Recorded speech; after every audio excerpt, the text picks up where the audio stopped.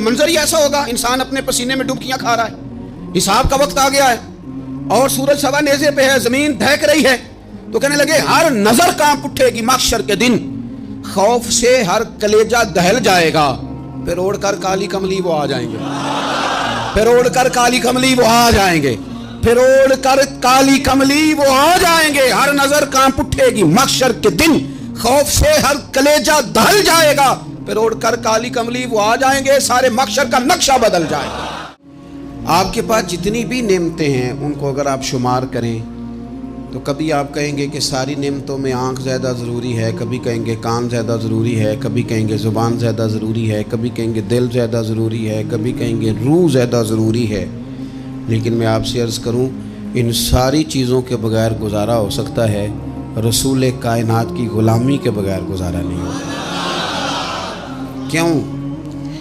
اس لیے کہ اگر حضور کی شفقت نہ ہو، نبی پاک علیہ السلام کی رحمت نہ ہو، وہ ابن القیم نے ایک جگہ پہ کہا تھا کہ یہ حضور نے ہمیں انسان بنایا ہے، یہ نبی پاک علیہ السلام نے انسانیت کے اسباق پڑھائے ہیں، اخلاقی رویے کیا ہوتے ہیں حضور نے بتلائے ہیں، اگر حضور کا کرم نہ ہوتا تو انسان ایک دوسرے کو کاٹ کے کھاتا، یہ حضور نے بتلایا ہے کہ تم نے کس طرح زندگی کو گزارنا ہے۔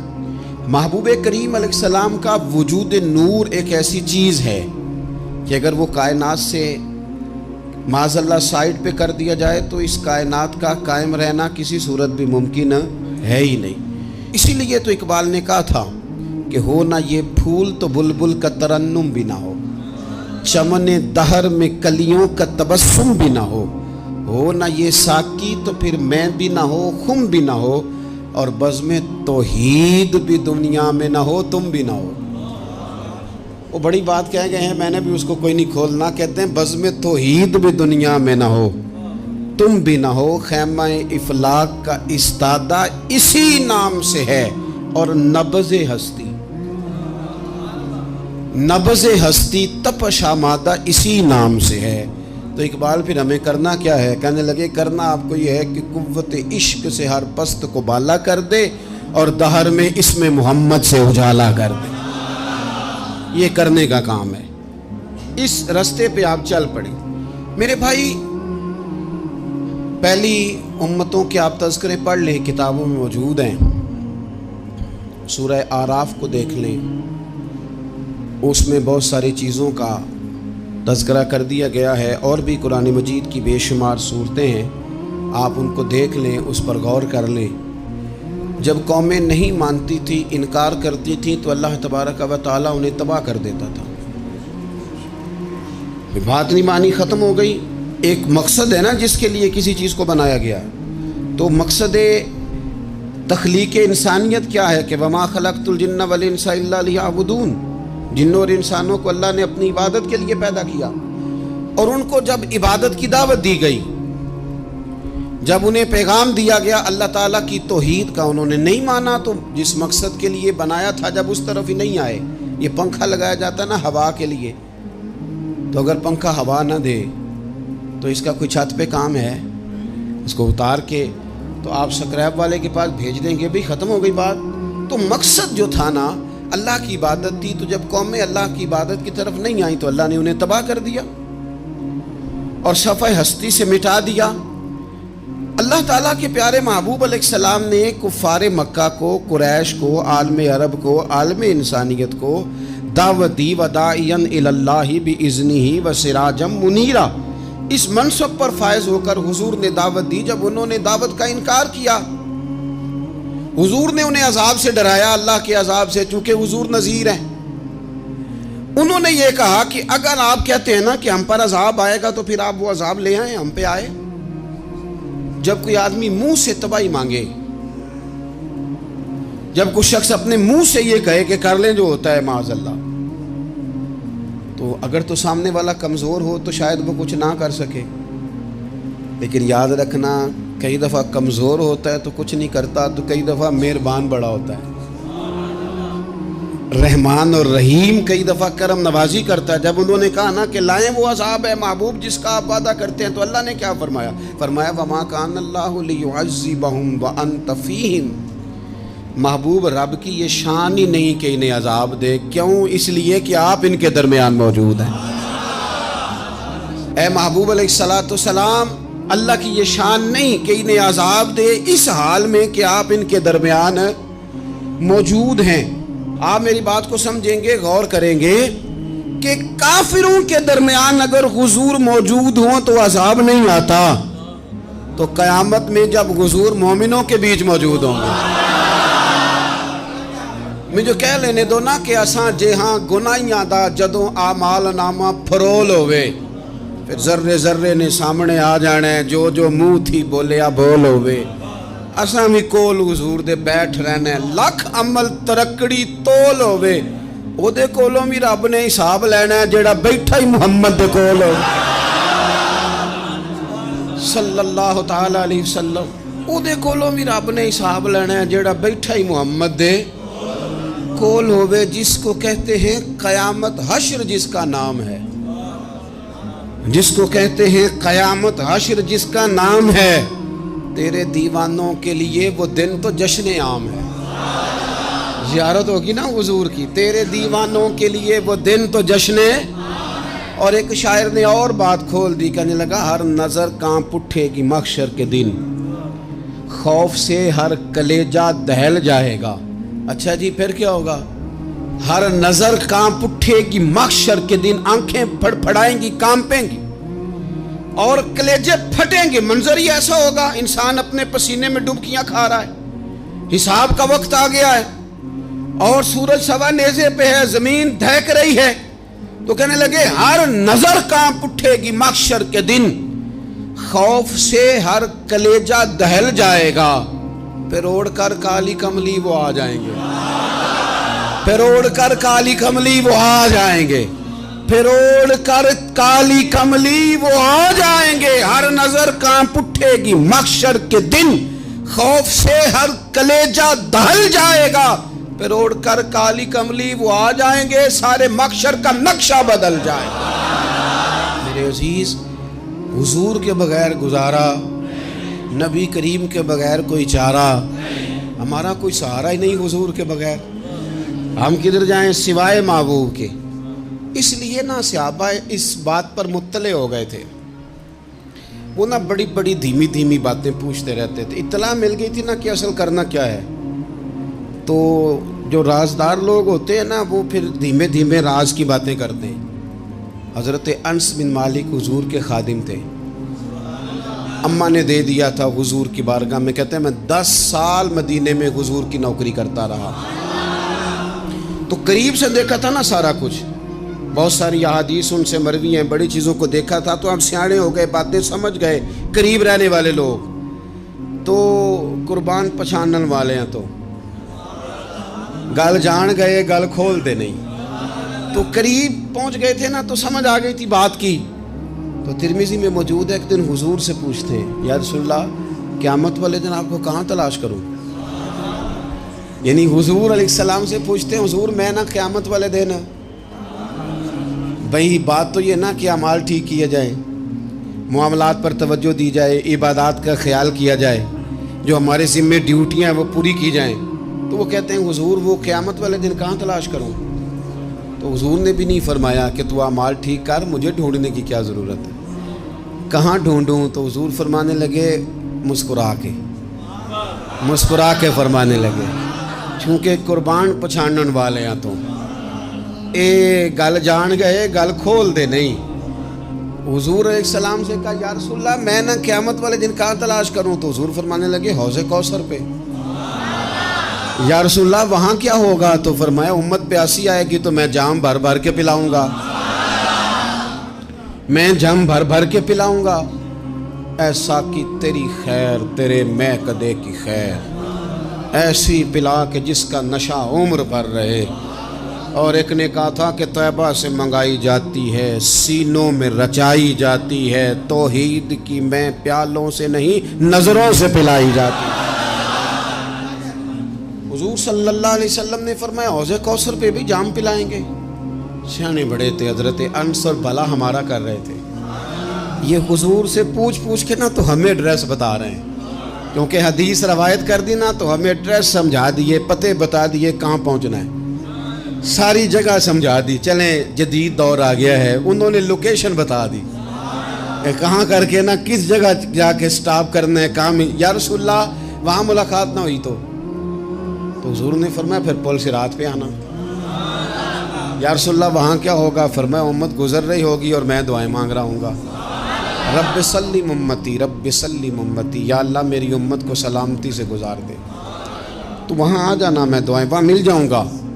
قربان جائیں. فاضل بریلوی بول پڑے، کہنے لگے خدا کی رضا چاہتے ہیں دو عالم، خدا چاہتا ہے رضائے محمد. اجابت کا جوڑا عنایت کا سہرا، دلہن بن کے نکلی دعائے محمد. اجابت نے جھک کر گلے سے لگایا بڑی ناز سے جب دعائے محمد. رضا اب پل سے وجد کرتے گزریے کہ ہے رب سلم دعائے محمد صلی اللہ. تو عرض کی یا رسول اللہ وہاں ملاقات نہ ہوئی تو؟ میں نے کہا وہ ہمیں لوکیشن سمجھا رہے تھے، انہیں تو پتا تھا پہلے ہی.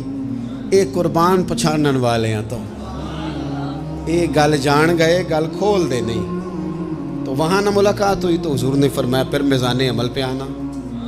یا رسول اللہ وہاں کیا ہوگا؟ فرمایا امت کے عمل تول رہے ہوں گے اور میں ان کے لیے دعائیں کر رہا ہوں گا. میں نہیں جا سکا کبھی بچوں کے ساتھ پیپر دلوانے، استاد کو اجازت نہیں دیتے، کہتے ایگزامینر اور آئے گا کوئی، جس نے پڑھایا ہو اسے اجازت نہیں کہ تو جا. ابا جی کو اجازت نہیں ہوتی کہ وہ ایگزامینیشن ہال میں جائے، وہاں تو کوئی اور لوگ آتے ہیں. یہ بھی عجیب سبق ہے نا کائنات کا کہ سارے تعلیم و تربیت کے اسباق بھی حضور پڑھائیں، رنگ بھی سارا حضور ہی بتائیں، اور قبر کے سوالات بھی سارے ہمیں حضور بتا دیں، اور جب پیپر ہونے لگے تو سرانے بھی کھڑے ہو جائیں. تو پھر کہہ لینا ایک دفعہ پھر کہ وہ دے کولوں کی رب نے حساب لینا، جیڑا بیٹھا ہی محمد دے کول، وہ دے کولوں کی رب نے حساب لینا. میرے عزیز ہمارا گزارا نہیں حضور کے بغیر. لوگ اصل میں نا ہمارا مسئلہ نہیں سمجھتے، ہمارا مسئلہ کچھ اور ہے. لوگ ہمیں نا بلا وجہ پریشان کرتے ہیں، کبھی جھنڈے سے، کبھی ڈنڈے سے، کبھی جھنڈی سے، کبھی کسی شے سے، کبھی کسی شے سے. کبھی کہتے ہیں وہ نعت اونچی پڑھ لی، کبھی کہتے ہیں سلام اونچا پڑھ لیا، کبھی کہتے ہیں وہ جھنڈیاں لگا دی. میں نے کہا آپ کی بات بھی ٹھیک ہے پر ہمارا مسئلہ تو سمجھو نا، ہمارا گزارا نہیں نا بھائی. جو کسے دا عاشق ہوئے او گالو سے دی 100 مکر بہانے کر کے. میں پوچھے ہے میاں صاحب نو مزار تے جا کے کہ مکر کرنے ٹھیک نے؟ تو آخیا نا مکر کردا ہے تے حضور ٹھیک نے. تے مینوں لگدا ہے کہ پولا جان دے سے پے کہ سونا راضی کرنا ہوئے تے موڑ ٹھیک نے. حضور نے ایک دن کہا تھا، حضرت ابو سعید خدری نے کہا یا رسول اللہ آپ قرآن پاک کی تلاوت کر رہے تھے، قرآن پاک بڑا سونا پڑھتے تھے نا. تو نبی کریم نے سن لیا. اب کیا کریں، دلیل دیں گے تو بات مضبوط ہو جائے گی. حضور نے سن لیا تو بعد میں فرمایا ابو سعید تو بڑا سونا قرآن پڑھتا ہے، رب کے علاوہ کسی کو دکھا کے عبادت کرنی جائز ہے؟ حضرت ابو سعید خدری کہنے لگے سن رہے ہیں، مجھے پتہ نہیں تھا آپ سن رہے ہیں، ورنہ میں نے تو اور بنا بنا کے پڑھنا تھا. اب تو مان جاؤ نا، جو کسے دا عاشق ہوئے گالو سے دی کرد ہے 100 مکر بہانے کر کے، 100 مکر بہانے کر کے او دہی مرنے مرد ہے. میرے عزیز ہماری مجبوری ہے، لوگ اس بات کو سمجھتے نہیں، ہماری مجبوری ہے، حضور کا میلاد ضروری ہے. لوگ سمجھتے نہیں بات کو، اس لیے بلا وجہ رٹا ڈال کے بیٹھتے ہیں. بھئی ہم نے تو کوئی رٹا ڈالنا نہیں، نہ سیاست کا، نہ دولت کا، نہ اقتدار کا، نہ کسی اور چیز کا. سیاست دے جھگڑے اساں چھوڑ دیتے، اتنے محبت دا جھگڑا ہے، یہ چھڑا کوئی نہیں سکتا. تو میرے عزیز ہمارا حضور کے بغیر گزارا. اور نبی پاک علیہ السلام کے بارے میں رب فرماتا ہے وَلَسَوْفَ يُعْطِيكَ رَبُّكَ فَتَرْضَىٰ، محبوب میں آپ کو اتنا دوں گا کہ آپ اپنے رب سے راضی ہو جائیں گے. کیا کروں میں اب، یہ آیت اتنی شاندار ہے. حضرت امام زین العابدین رضی اللہ تعالیٰ عنہ سے کسی بندے نے کہا قرآن پاک میں سب سے زیادہ امید والی آیت کون سی ہے؟ اس کا خیال تھا لا تقنطوا من رحمت اللہ کہیں گے، اللہ کی رحمت سے نا امید نہ ہونا. اس نے کہا حضور سب سے امید والی آیت بتائیں. وہ کہتا میرے ذہن میں تھا کہ یہ والی آیت پڑھیں گے. تو امام زین العابدین رضی اللہ تعالیٰ عنہ فرمانے لگے سب سے امید والی آیت ہے وَلَسَوْفَ يُؤْتِيكَ رَبُّكَ فَتَرْضَىٰ، رب کہتا ہے محبوب اتنا دوں گا کہ آپ اپنے رب سے راضی ہو جائیں گے۔ آیت نازل ہو گئی تو حضور پتہ کیا فرماتے ہیں صحابہ سے؟ فرماتے ہیں رب کہتا ہے حبیب تجھے راضی کرنا ہے، اور جب تک میرے سارے غلام جنت میں گئے نہ میں نے اللہ سے راضی ہونا ہی نہیں، میں نہیں راضی ہوتا اللہ سے۔ سارے جائیں گے تو تب تو میں تو کہتا ہی رہوں گا نا قربان پچھانن والے آتا، او گل جان گئے پر گل کھول دے، وہ گل کھول دے نہیں، پتہ چل گیا بات کا۔ حضور کے بغیر گزارا، حضور کے بغیر کوئی چارہ ہی نہیں۔ اور خود حضور کیا فرماتے ہیں؟ یہ سنن ابن ماجہ ہے، میرے رسول پاک صلی اللہ تعالیٰ علیہ وسلم ارشاد فرماتے ہیں، حدیث کے راوی حضرت ابو موسیٰ اشعری رضی اللہ تعالیٰ عنہ، حضور فرماتے ہیں کہ اللہ نے مجھے اختیار دیا۔ یا رسول اللہ کس بات کا؟ فرمایا رب نے اختیار دیا میں چاہوں تو آدھی امت بغیر حساب کے جنت چلی جائے، اور میں چاہوں تو اللہ سے اختیار لے لوں کہ یا اللہ مجھے شفاعت کا حق دے، میں سفارش کرتا جاؤں اور تو انہیں معافی دیتا جائے۔ یہ مجھے اختیار دیا اللہ تعالیٰ نے۔ تو حضور کیا فرماتے ہیں؟ فرماتے ہیں وہ آدھی امت والا سودا نہیں میں نے قبول کیا، میں نے نہ شفاعت لی ہے کیونکہ یہ عام تر ہے اور یہ کفایت کرنے والی ہے، یہ عام بھی ہے اور کفایت کرنے والی بھی ہے۔ اور حضور نے یہ لفظ کہے، یہ سنن ابن ماجہ کتاب الزہد دیکھیے گا، اس میں روایت مل جائے گی۔ حضور فرماتے ہیں یاد رکھو تمہارا کیا خیال ہے کہ میری یہ شفاعت پرہیزگاروں کے لیے؟ خود جملہ استفہامیہ سے بات کرتے ہیں، تمہارا کیا خیال ہے کہ میری یہ شفاعت جو قیامت میں سفارش کروں گا تو پرہیزگاروں کی کروں گا؟ حضور فرماتے ہیں نہیں، میں قیامت میں گناہگاروں کی سفارش کروں گا، میں گناہگاروں کی سفارش کروں گا، گناہگاروں کے لیے عرض کروں گا اللہ کی بارگاہ میں۔ کچھ دن پہلے میں کہیں پڑھ رہا تھا کسی کا مضمون، اس نے تشبیہ کس طرح کی دی ہے مجھے پتہ نہیں، لیکن لکھ دی بات، کہنے لگے ایک وکیل ہوتا ہے ایک شفیع ہوتا ہے، ایک وکیل ہوتا ہے ایک، حضور وکیل نہیں ہمارے، حضور ہمارے شفیع ہیں، شفاعت کرنے والے ہیں۔ وکیل یہ کہتا ہے جج صاحب سے کہ یہ جس کا میں وکیل ہوں نا اس نے نا غلطی کوئی نہیں کی، اسے معاف کر دیں۔ وکیل یوں بحث کرتا ہے، کہتا ہے اس نے کیا ہی نہیں، جرم معاف کریں۔ اور جو شفیع ہوتا ہے نا وہ کہتا ہے مالک اس نے سارے کیے، تو میرے آنے کی لاج رکھ اور اسے معاف کر دے۔ یہ وکیل اور شفیع کا یہ فرق ہوتا ہے کہ شفیع کہتا ہے سونیا سارے کیے ہیں، بڑے بڑے پاپ کیے ہیں، پر میں جو آ گیا ہوں تو مہربانی کرنا معافی دے دے۔ میرے عزیز حضور کے بغیر کہیں بھی گزارا نہیں ہے۔ ہم نے نا جب یہ بات سمجھ لی، اور پتہ ہے نبی کریم صلی اللہ علیہ وسلم نے آگے بڑھ کے خود بھی کئی مقامات پر اس بات کو کھول کر مختلف انداز میں بیان کیا۔ حضرت عبداللہ ابن عباس رضی اللہ تعالیٰ عنہ کی روایت آپ دیکھ لیں، یہ آپ کو مستدرک میں ملے گی۔ حضور صلی اللہ علیہ وسلم فرماتے ہیں قیامت کے دن اللہ تعالیٰ انبیاء کے لیے نور کے ممبر بچھائے گا، ہر نبی ممبر پہ بیٹھ جائے گا، ہر پیغمبر علیہ السلام اپنے ممبر پہ جلوہ فروز ہو جائیں گے، ہر پیغمبر۔ لیکن حضور فرماتے ہیں میرا ممبر خالی ہوگا۔ یا رسول اللہ صلی اللہ تعالیٰ علیہ وسلم آپ کا ممبر کیوں خالی ہوگا؟ حضور فرماتے ہیں میں ممبر چھوڑ کے رب کی بارگاہ میں کھڑا ہو جاؤں گا، اور اس ڈر سے کھڑا ہو جاؤں گا کہیں ایسا نہ ہو کہ میں جنت میں چلا جاؤں اور میری امت رہ جائے۔ میں اپنی امت کی سفارش کروں گا، رب میری امت کی سفارش قبول کرے گا۔ فرماتے ہیں میں اتنی سفارش کروں گا کہ جہنم کا دروغہ مجھ سے کہے گا کہ محبوب کمال ہو گئی، آپ نے تو اپنا کوئی غلام دوزخ میں رہنے نہیں دیا، سارے آپ نے نکال دیے۔ کسی شاعر نے بڑی خوب بات کی تھی، اس نے کہا تھا کہ یاد رکھو قیامت کا جو دن ہے نا، یہ قیامت کا دن دراصل ہمارا وقت ہوگا خاص، جب ہم نبی پاک صلی اللہ علیہ وسلم کی بارگاہ میں جائیں گے تو ہمیں سمجھ آ جائے گی کہ دنیا میں ہم نے کئی دوستیاں لگائی تھیں پر جھوٹی لگا بیٹھے، ایک دوستی سچی ہے جو مدینے والے کی ہے۔ وہ کہتے ہیں محمد بوٹیا جھوٹا ہی جاگ سارا، اے سچیاں مدینے والے دیاں یاریاں، سچیاں مدینے والے دیاں تو نبی پاک صلی اللہ علیہ وسلم کے بغیر نہ دنیا میں گزارا ہے، نہ قبر میں گزارا ہے، نہ آخرت میں گزارا ہے۔ اب ایک سبق ہے، وہ سبق بھی آپ نے ضرور یاد کرنا ہے۔ جس شخصیت کے بغیر ہمارا گزارا نہیں، نہ قبر میں، نہ حشر میں، نہ پل صراط پہ، نہ میزان عمل پہ، نہ حوض کوثر پہ، تو ہمارا ان کے بغیر دنیا داری میں گزارا کیسے ہو جاتا ہے؟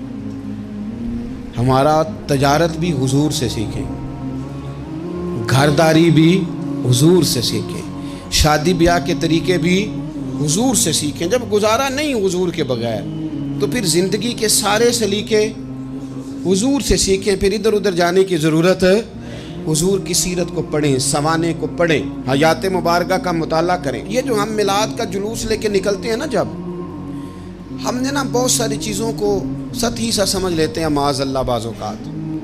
یہ جب ہم میدان میں نکلتے ہیں نا، میلاد کے جلوس میں حضور کے نام کا نعرہ لگاتے ہیں، تو ہم نا للکارتے ہیں اس نظام کو جو نظام حضور سے پہلے تھا۔ امیر غریب کی تقسیم تھی، ذات برادری کی تقسیم تھی، چھوٹے بڑے کی تقسیم تھی، گورے کالے کی تقسیم تھی۔ ہم جب میدان میں نکل کے نعرہ لگاتے ہیں تو ہم اس نظام کو للکارتے ہیں۔ ہم کہتے ہیں وہ نظام نہیں چلے گا، اب حضور کا میلاد ہو گیا ہے۔ اب نظام وہ ہے کہ جس پلیٹ میں ابو بکر صدیق کھانا کھائیں گے اسی میں بلال حبشی بھی کھائیں گے۔ اب نظام وہ ہے کہ اگر غریب آدمی جرم کرے گا تو سزا ملے گی، تو اگر گورنر کا بیٹا جرم کرے گا تو سزا اسے بھی ملے گی۔ اب حضور کا نظام آ گیا، ہم اس نظام کی طرف بڑھتے ہیں، اپنے آپ کو حضور کے قدموں کی طرف مائل کریں۔ میلاد صرف 1 سے 12 ربیع الاول تک نہیں، میلاد سارا سال ہے، ذکر میلاد سارا سال ہے، میلاد کی محفل سارا، اور میلاد صرف مسجد میں نہیں، گھر میں بھی ذکر میلاد، دکان میں بھی ذکر میلاد۔ ذکر میلاد سے مراد حضور کی تعریفیں، نبی پاک کی شانیں، حضور کی باتیں۔ آ میرے دل آمنہ کے لال کی باتیں کر، چہرہ والشمس کے اجلال کی باتیں کریں۔ اپنی طبیعتیں حضور کے ساتھ لگائیں، اپنے آپ کو حضور کے قدموں سے وابستہ کریں اور عشق کریں نبی پاک سے۔